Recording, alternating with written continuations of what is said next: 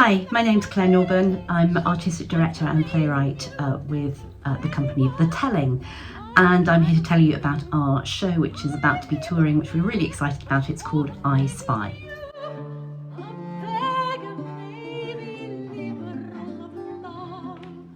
I Spy is the story of the real-life English composer John Dowland, who was also a dab hand at the lute, and his grisly dealings with the Elizabethan Secret Service.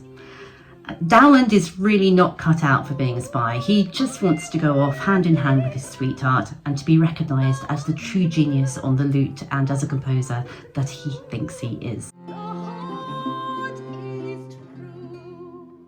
It's playful and fun.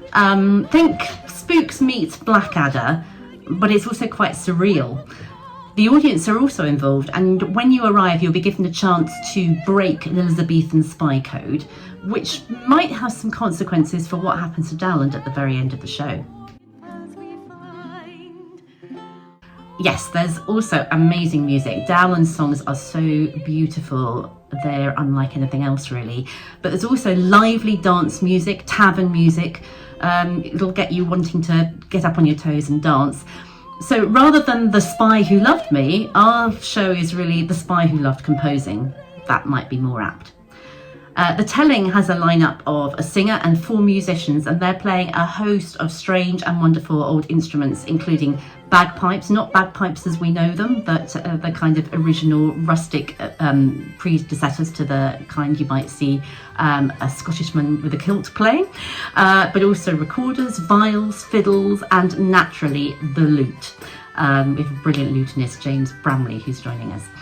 There's quite a moment in the tavern scene when we have the 2 bagpipes coming out at the same time. That's not to be missed. Well, Dowland was a Catholic, kind of. Not really that kind of passionate or religious, really.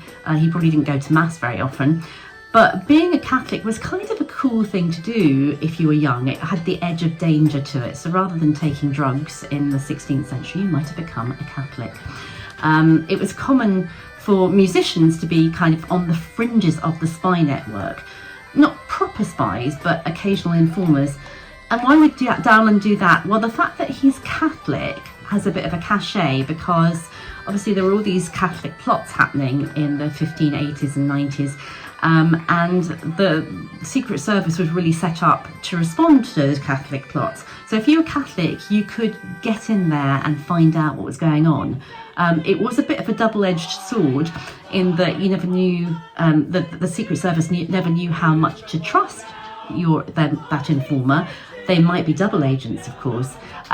So you're never entirely safe, and Dowland probably became involved in the spy network because in 1594 he decided he'd had enough. He took umbrage because he didn't get the position he felt was his as one of Her Majesty's lutes, and so he thought, I'm going off to Europe. So he had to apply. In those days you didn't have a passport, you had to apply for travel papers. So he applied to Sir Robert Cecil, who was one of the 2 people who were kind of vying to run the Secret Service. And he would have been given travel papers so that he could go abroad, but probably he was told, keep your ears and eyes open, at least that, and possibly go and infiltrate Catholic circles while you're out there and tell us what they're up to. So that is how he got involved. He was really not cut out to be a spy, as you will see if you come and see the show. And the other thing to say is that he does, however, even though he's not cut out to be a spy, he does manage to uncover a plot on the life of Elizabeth, which he does report to the Secret Service.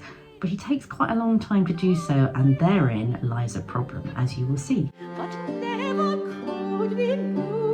We're really thrilled to be joined by 3 amazing actors for the show, as well as the lineup of 5 musicians.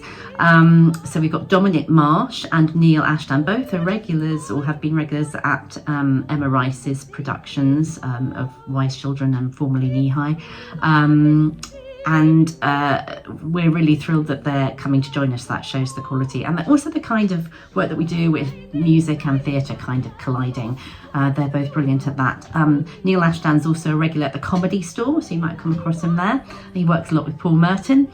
Lila Mimic is the third actor. She was the star of David Baddiel's play God's Dice in the West End.